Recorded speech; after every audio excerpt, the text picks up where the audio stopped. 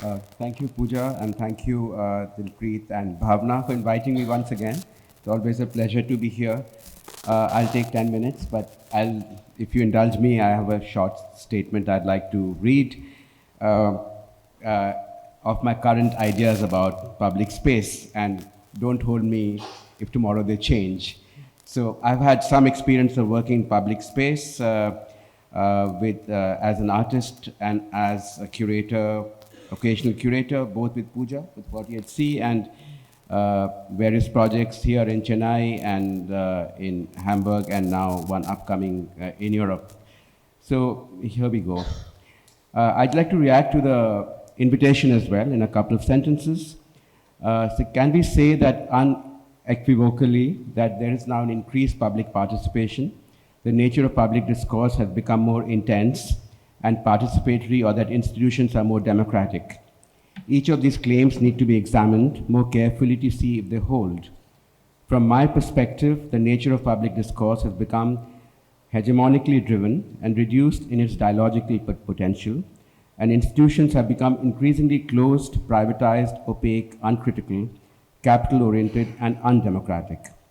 Also, seemingly more public participation also does not necessarily imply that it encourages freedoms to speak openly. Simultaneously, the fundamental ideas of social justice and environmental justice have been relegated to the realm of inclusions. However, the terms of any such need to be debated, since they do not automatically alter the structural conditions which cause inequities in the first place. Any true equitable space is also a place of expression, listening, and sharing.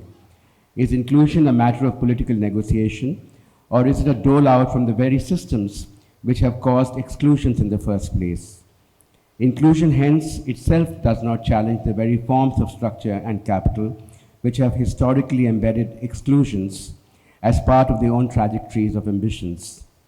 Hence, democratizing what I refer to as the public sphere remains a political act, and the question is if art and art practices alone are up to this task. Public art is a matter of the public sphere, and intervention into it in any meaningful way is an act which must challenge its contours which go against the principles, any contours which go against the principles of equity and justice. For example, in the rampant privatization of the commons, how public is a public place? And who are the publics to which it may be accessible to?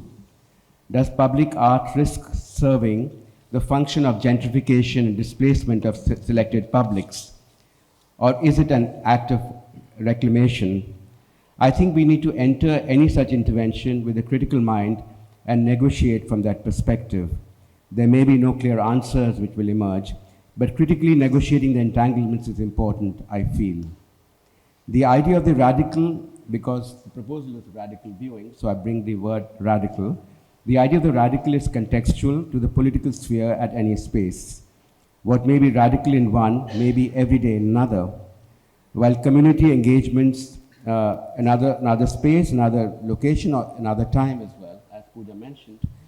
While community engagement, context recognition, or histories of a space are all necessary for placemaking or remaking through the arts, they have to be examined in greater detail in terms of the processes these engagements employ or unleash. While all engagements are emancipatory acts in their intent, all such engagements are emancipatory acts in their intent and must be encouraged since they are in the right direction.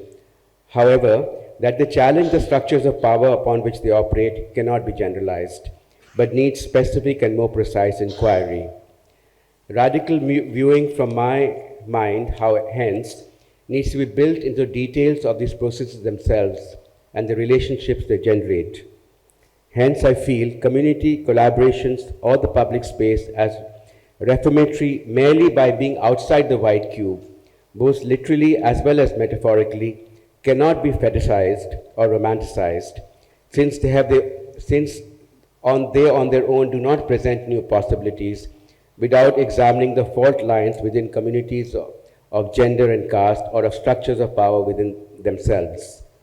They cannot mean a going back to the past, which was not unproblematic, but an approach of learning with or learning from to see what new possibilities exist through new trajectories of these possibilities. Public art also has to be future-facing. While historically alive, it needs to have an emancipatory character in one way or another. Hence, to summarize, from my view and from my idea of a public art standpoint, there are several contestations at play at the same time. It's an entangled and complex space, and awareness of the dynamics is a key starting point.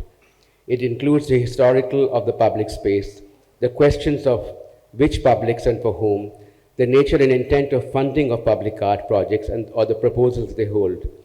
Radical cannot be external to these engagements and understandings. It has to be located within processes of art production itself and integral to it. The curator's role is key. Public art, I feel, needs to be dialogical. True dialogue is a process of decentering and indeed of decolonization through listening deeply, since it needs a shift, a giving up of both sides, giving up on both sides and change the power equation itself. It's not a one-way street. And to me, politics is not a gesture or a statement, but a location and an embodiment. And I think art, for me, is an expression of that location. If art is embedded in an emancipatory mode of equality, justice, and freedoms, it will be radical from its inception, and its viewing co-produced in its very processes. And I'm going to now show 3 or 4 slides of projects I've done in the past. So I'll just go as they are shown. I wanted to have a different sequence, but just as they're shown. And Pooja suggested I should show one work with the community as an artist. In the next few minutes, I'll do that. So this is a project called the Yamuna Elbe project. It was done quite a long time back, 2011. It was a joint project between European city, Hamburg, and Delhi. And it was jointly co-curated by along with Till Krause, who was an artist from Hamburg. It was an invitation from both the cities to do a project, and it was a site-specific project. And the two or three points I want to make about this, that the way we configured the projects in both the cities were entirely different. Because the dialogues about the river and ecology were different in the two places. So the publics were differently informed or differently engaged in particular contestations about ecology in Hamburg and in Delhi. However, there were also overriding similarities or frameworks in which the Delhi river was an aspirational European river, to be like the Thames, as we said. And we were trying to point out that the aspirations of ecology have not been fulfilled by modes of development and progress.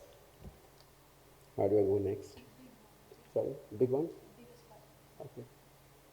So it was what we now call interdisciplinary, transdisciplinary, post-disciplinary. All these words have different meanings. They are very, very much in play, especially in the art and science, seeing art as research kind of thing. So these things were not in play then. They are very much in play, but we also wanted to see the art as an expression of a dialogue and a dialogical process about the rivers in those cities, and hence it had extensive programming. We also worked with much less than Swati did, because it was a time-bound project, with the communities the farming communities who lived on the river.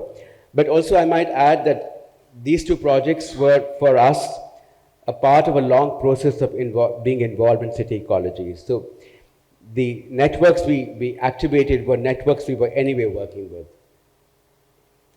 So these are some sort of things I'd written down that during 48C, and I think they are relevant to any art, public art. You know, this is my observations that if this was the first observation that I was looking at Navjot's presentation in Barakhamba Road, as part of 48C, and how people started stopping and talking, because in Indian streets or in the Indian city streets, you don't stop and talk. They're meant for you to move. There's no place to sit and just stop. And I said, if there were two chairs facing each other on the sidewalk, there'll be a conversation among strangers. This is something which was very evocative for me as what public art did, because people started talking about common ideas, what they saw there, and a shared memory of an ecological space. So this was part of my intervention In the 48C, I had a large intervention on the extinction of vultures outside the Natural History Museum, which unfortunately has now burned down. But it was also when I put those large installations up around one of the busiest roundabouts in the city, senior police, because we stopped the traffic because everybody was watching them. The senior policeman came to me and I was really scared. He said, "Is this your project?" I said, "Yes." And he said, instead of scolding me, he said, "Well, when I was in the village, I saw all these vultures." It was for me, a completely unexpected conversation. And of course, the contested idea of public and public space, with Pooja and I can have a conversation over a long time, because this is really a complicated thing about what is public space.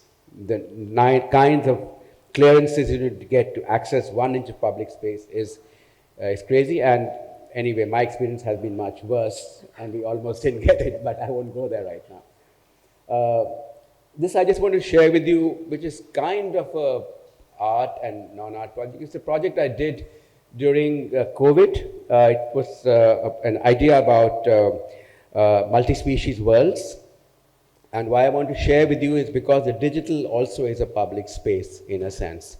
So this, of course, you can access from the website, but it is a conversation with 21 artists, scholars, poets, creative people from around the world over 1.5 years.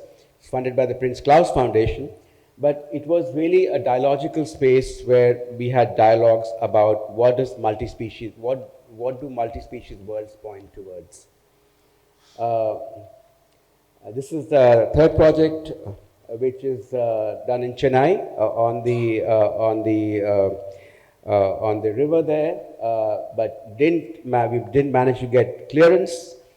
So we decided that an unfinished project is a project, and we held it in the Lalit Kala Academy there. And what you see, why I wanted to show this picture on the left is the map of where we had planned.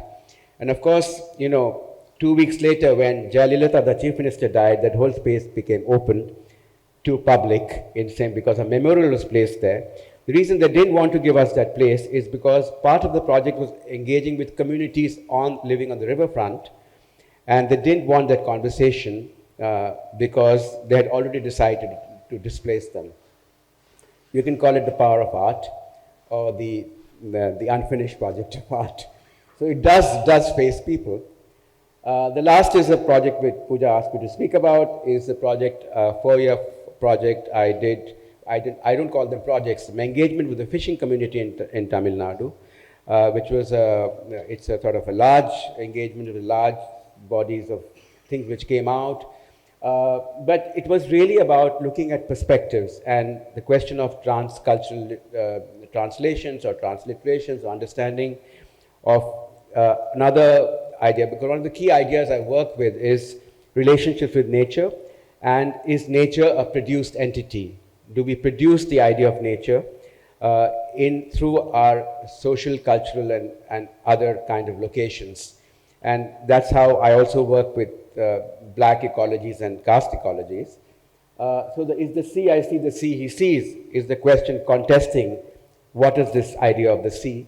And you can look it up on the web, but it had many outputs. But one I want to mention is my engagement with Sangam Poetry, which was through the process of working with the community. I got introduced to a master poetess who led me to introduce me to Sangam Poetry, and this is another fascinating journey of looking at how language and culture contain deep histories of relationships with nature, which we are slowly erasing, and they're slowly being erased. The public art element of it, one of the first iterations of the project I did was around near the fishing village, where I invited one of the fishermen to have a public conversation with a marine biologist. And it was fascinating how science and culture spoke about the sea and what's happening there. But I'll stop there. Thank you.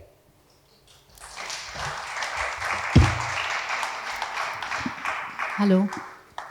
Thank you, Ravi.